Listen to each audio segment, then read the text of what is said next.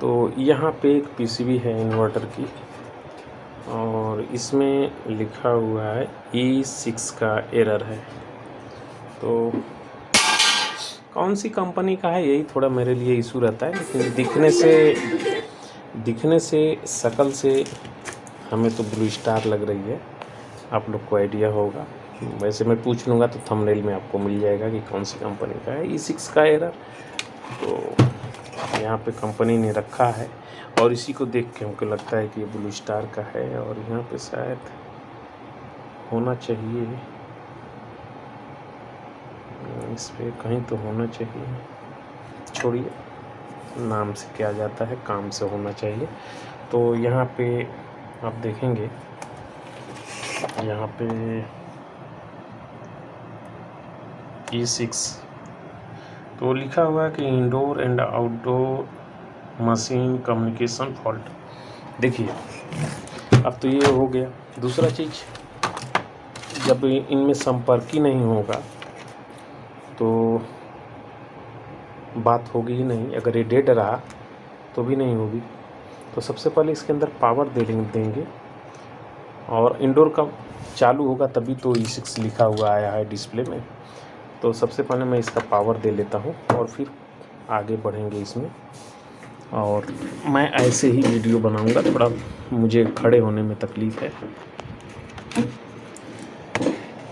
तो जब तक सेटिंग नहीं है तब तक ऐसे काम चलाइए, और इतने दिनों से चल ही रहा है ना, तो मैं फटाफट ज्वाइन कर लेता हूँ कनेक्शन। तो यहाँ पे मैंने ज्वाइन कर लिया, पावर को ऑन कर देता हूँ और यहाँ पे लाइट भी जलने लगी, रिले भी ऑन हुई है।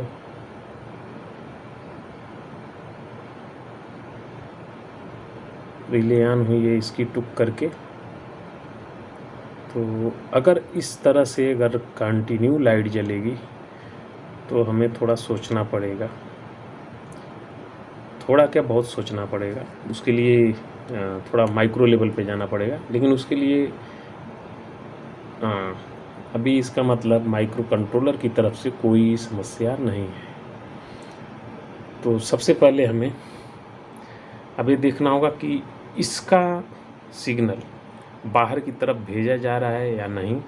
दूसरा चीज़, यहाँ पे जो सप्लाई बनी हुई है, ये सप्लाई इसकी जो चलाने के लिए, जो सिस्टम को ऑपरेट कराने के लिए, कम्युनिकेशन कराने के लिए, तो ये कैपेसिटर पे हमारी सप्लाई बननी चाहिए। वो सप्लाई बन रही है क्या, देखते हैं कहाँ से फेलियर निकलता है।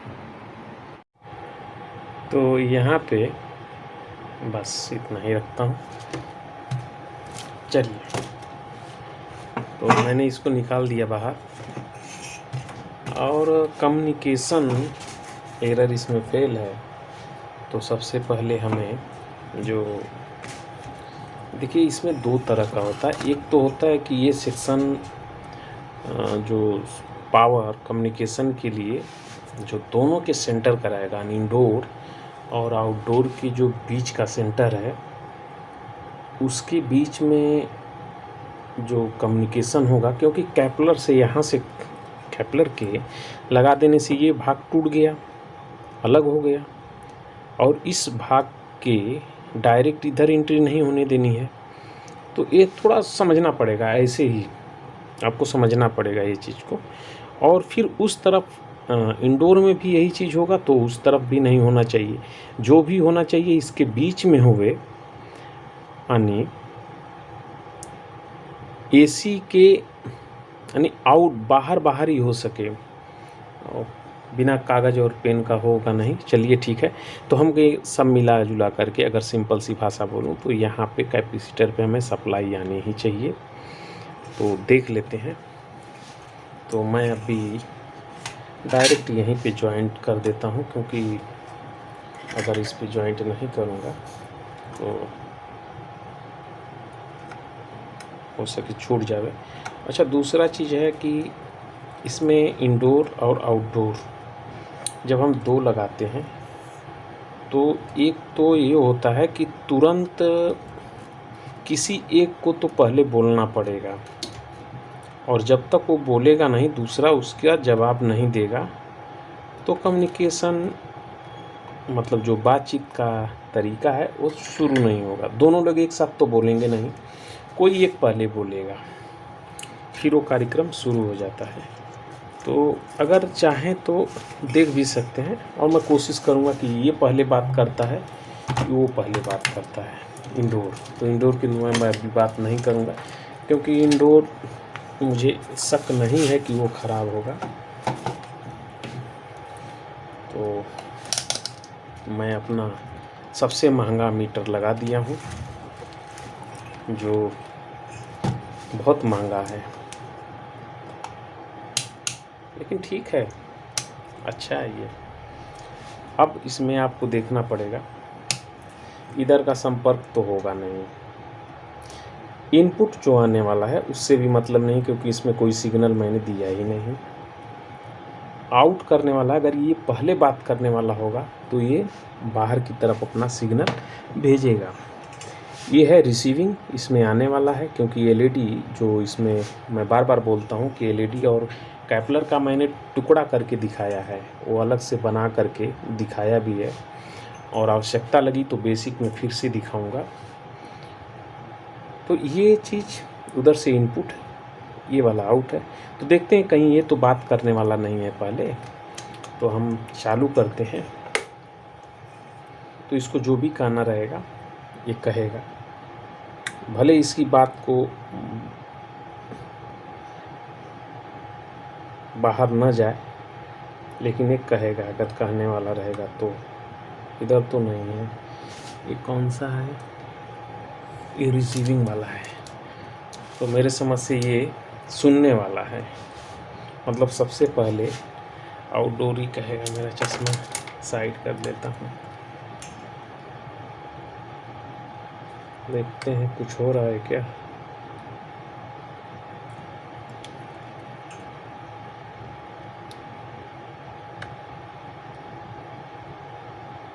तो यहाँ पे ये कुछ कह नहीं रहा है और कुछ भी नहीं कह रहा है। तो पहले उधर से जब तक इसके पास कुछ नहीं आएगा तब तक ये कुछ नहीं कहेगा। लग रहा है ऐसा ही, तो लग रहा है ऐसा ही, मुझे लग रहा है ऐसा, हो सके ऐसा ना हो। तो सबसे पहले तो हमें यहाँ पे सप्लाई लेनी है। देखते हैं ये हमारी सप्लाई यहाँ पे आ रही है या नहीं आ रही है। तो उसके लिए डीजी मल्टीमीटर का इस्तेमाल करूँगा, और यहाँ पे जो हमारा कैपेसिटर है यहाँ पे हमारी सप्लाई होनी चाहिए। तो ये सी रेंज है, डीसी रेंज यहाँ पे आनी चाहिए, तो यहाँ पे नहीं आ रहा है। तब क्या करेंगे, इसे सर्च करेंगे। तो यहाँ पे एक रेजिस्टेंस लगी है 13 किलो ओम की, इसके ज़रिए ये सप्लाई यहाँ पे आई है। तो ये सप्लाई पे एसी होना चाहिए, इसके ज़रिए यहाँ पे आएगी। तो देखते हैं, ऑन कर लेता हूँ, एसी देख लेता हूँ। तो रेजिस्टेंस के सिस्टम के अनुसार जो रूल है उससे अगर फॉलो करेंगे तो भी हम पकड़ लेंगे इसको। तो यहाँ पे है, और यहाँ से ये वाली सप्लाई है। तो यहाँ पे देखेंगे तो कोई सप्लाई है, यहाँ पे कोई सप्लाई नहीं है। यहाँ से बन रही है करीब 140 वोल्ट। तो 140 वोल्ट क्यों बन रही है जबकि इसको ज़्यादा होना चाहिए। तो यहाँ पे ऐसे हो कर के यहाँ पे आया है, और इसी लाइन पे आप देखेंगे तो यहाँ पे रिले भी लगी हुई है, और इसी रिले से, इस रिले से भी सप्लाई बाहर गई है। एंड इधर ये है भी है, एक तरह से देखा जाए तो है भी सप्लाई है। बोले तो ये कॉमन हो गई। आप ध्यान से देखिए, रूल के हिसाब से फॉलो करिए तो भी आप पकड़ लेंगे। यहाँ पे ऐसे हो गया, और हर एक का आउट यहाँ पे आया है। तो एक तो ये कॉमन हो गई, तो हमारा स्वाभाविक है कि ये सप्लाई यहाँ पे नहीं होगी। तो ये सप्लाई ऐसे हो करके, अब ट्रेस करने की बात है, ट्रेस करेंगे पलटी करेंगे, लाइट जलाइए, जैसे करिए, क्योंकि मेरे पास तो यही मोबाइल है तो इसी से मैं कर रहा हूँ। तो ये ट्रेस करेंगे तो यहाँ पे एक कैपेसिटर लगा है, तो ये कैपेसिटर के ज़रिए आ रही है सप्लाई, जो ये हल्का फुल्का फ्लक्चुएट कर रही है, ये कैपेसिटर के ज़रिए ये पास हो रहा है। ये है तो यहाँ पे, यहाँ से और यहाँ पे पास होना चाहिए। तो यहाँ पे कुछ है जो यहाँ से यहाँ पे है, और वही चीज़ ये है, और है क्या चीज़ उसे भी देख लेते हैं। कैपेसिटर चार्ज है तो ये ख़तरनाक होता है, क्योंकि जिधर भी लगेगा तो ये काम तमाम कर देगा। लंबा चौड़ा घुमा करके कोई मतलब है नहीं, क्योंकि अपने पास इतना टाइम नहीं है। वैसे भी देखते होंगे कि वीडियो मेरी कम हो गई है, यानी सप्ताह में, यानी सप्ताह क्या, एक दिन के बाद एक छोड़ करके डालता हूँ। और उसके पीछे का कारण ये है कि काम ज़्यादा है, और कल तक यानी दीपावली तक मुझे ये सारे बोर्ड बना के दे देने हैं। तो आज का दिन इन्वर्टर के नाम पे है, तो सारे इन्वर्टर ही होंगे। यहाँ पे देखिए 250 वोल्ट ये फ्यूज़ है, ये फ्यूज़ है। तो ये फ्यूज़ ओपन होने का कारण क्या है, ये जो रिले है, ये रिले से सप्लाई, या तो ट्रांसफार्मर जो मोटर होगी वो ख़राब होगी, कुछ तो हुआ है जो फ्यूज़ इसको ब्रोकन मतलब उड़ने का कारण बना है। तो सबसे पहले हमें इस फ्यूज़ को चेंज करना होगा। तो ये वाला फ्यूज़ है अंदर साइड में ये, तो मैं इसे ओपन ही कर लेता हूँ, और ओपन करके मैं आपको फिर वीडियो चालू करता हूँ। तो यहाँ पे ये फ्यूज़ मैंने निकाल दिया, ये फ्यूज़ ही है, और इसमें का फ्यूज़ मिलेगा नहीं, तो आप चाहें तो डायरेक्ट कर सकते हैं पीछे साइड से या जैसे भी। तो मैं तो इसी को वापस से रिपेयर कर देता हूँ। तो अगर आप भी रिपेयर करना चाहें तो कर सकते हैं, मैं दिखा देता हूँ। इसे जो है चारों तरफ से कटिंग कर लीजिए, और फिर इसको ऐसे निकाल दीजिए, और यहाँ पे जो लगा हुआ है तो मोटा नहीं बांधना है, इतना भी मोटा नहीं कर देना है कि फिर इसकी आपको तकलीफ़ दे दे। डायरेक्ट कर सकते हैं इसको, चाहें तो आप डायरेक्ट कर सकते हैं, लेकिन डायरेक्ट करना ठीक नहीं है, और इसके अंदर ज़्यादा मोटा वायर नहीं लगाना है। ये हमारा इतना काम कर जाएगा, ठीक है, ये हमारा इतना काम कर जाएगा, बहुत बेहतर काम करेगा। आप देख लीजिए। आप सोचे होंगे कि मैं कैसे करता हूँ, तो जिस दिन बेसिक बताऊँगा उस दिन आपको समझ में एकदम पूरा आ जाएगा कि कैसे फ्यूज को फ्यूज कितना लगभग होता है, कैसे करते हैं इसको, क्योंकि सब कैलकुलेशन है भाई, कैलकुलेशन है। कैलकुलेशन आपको आ गया ना तो बहुत कुछ आपके लिए आसान हो जाएगा। जब तक कैलकुलेशन नहीं आता है, नहीं जोड़ पाएंगे, तो वही है कि जहाँ पतला तार चाहिए वहाँ पे मोटा लगाएंगे, जहाँ पे नहीं चाहिए उतना वहाँ पे ज़्यादा लगा देंगे। लेकिन कैलकुलेशन जब भी आपको करना आ जाएगा तो बोलेंगे कि यहाँ पे इतना ही काम, इतने से काम हो जाएगा अपना। तो कुछ चीज़ है जो समझना पड़ेगा।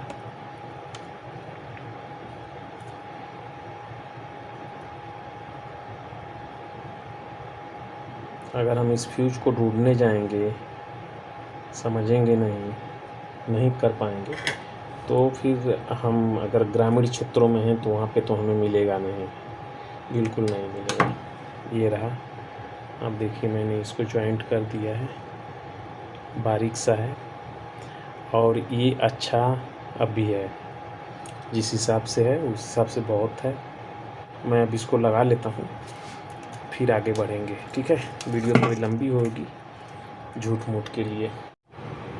तो यहाँ पे लगा लिया, और अब इसको फिर देख लेते हैं। ये हमारा डिस्चार्ज करने के लिए लगाया हूँ, बल्ब है इसमें 40 वाट का बल्ब एक लगा दिया हूँ, ताकि जैसे ही काम ख़त्म हो गए तुरंत ही बंद हो जाए, नहीं तो नुकसान कर देगा। तो अभी आप देख रहे हैं कि बल्ब बहुत तेज़ी से ग्लो कर रहा है। चलिए अब हमारे कैपेसिटर पे सप्लाई चेक करेंगे। तो यहाँ पे 56 वोल्ट के करीब हमारा बन गया। तो 56 का बनने का मतलब हो गया कि अब यहाँ पे कम्युनिकेशन के लिए जो सप्लाई एब्सेंट थी वो आ चुकी है। तो अब हम आउटडोर का और इंडोर का दोनों का कम्युनिकेशन के लिए पूरा कनेक्शन कर देता हूँ। और ये चीज़ मैं कुछ लाया था, आपको पता होगा कि ये क्या चीज़ है, तो जानते होंगे तो ठीक है, नहीं जानते हैं तो मैं बता देता हूँ। मैं ज़्यादा इंस्ट्रूमेंट पे खर्चा नहीं करता हूँ, क्योंकि इलेक्ट्रॉनिक से हैं तो इसका बेनिफिट कुछ लिया जाए।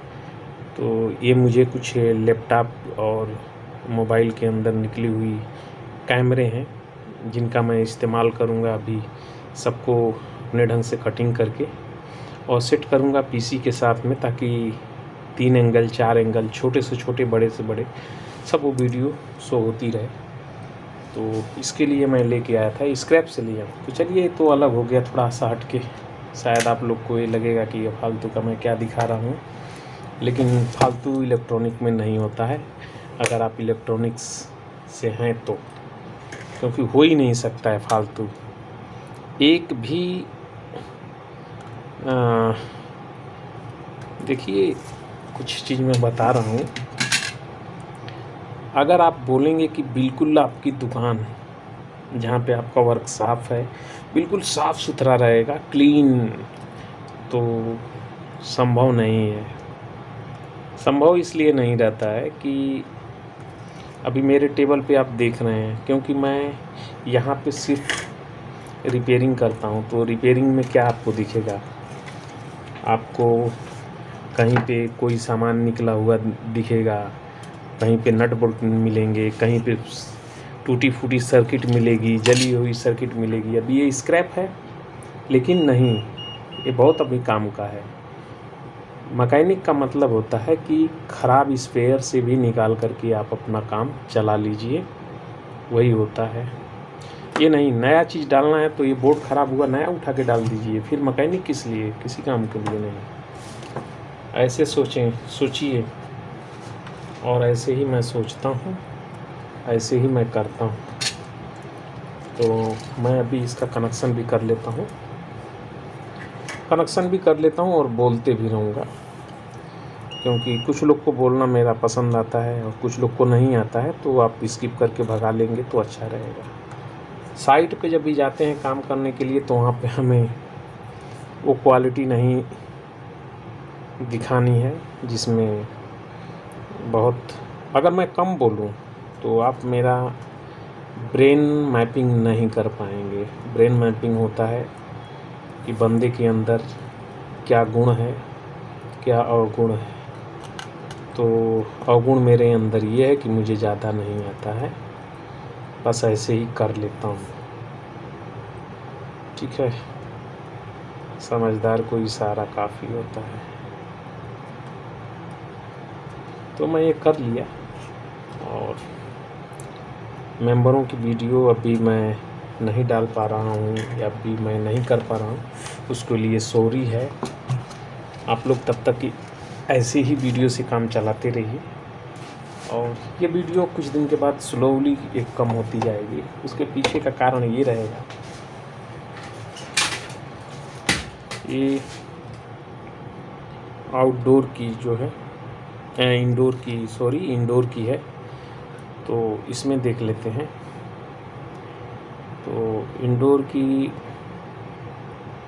कम्युनिकेशन के लिए देखिए सप्लाई उसका इस्तेमाल किया गया है, यानी जो बाहर है सप्लाई उसका ही इस्तेमाल किया गया है।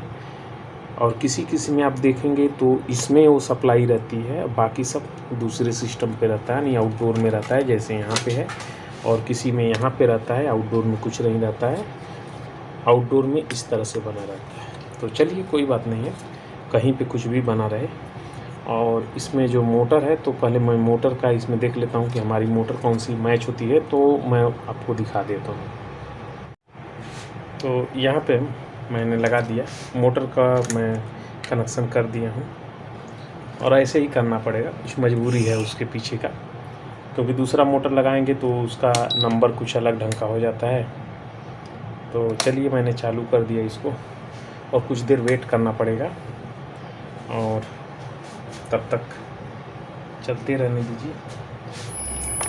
और कंप्रेसर जो है चल गया, यहाँ पे खड़खड़ की आवाज़ आ रही है, हम देख सकते हैं, ठीक है।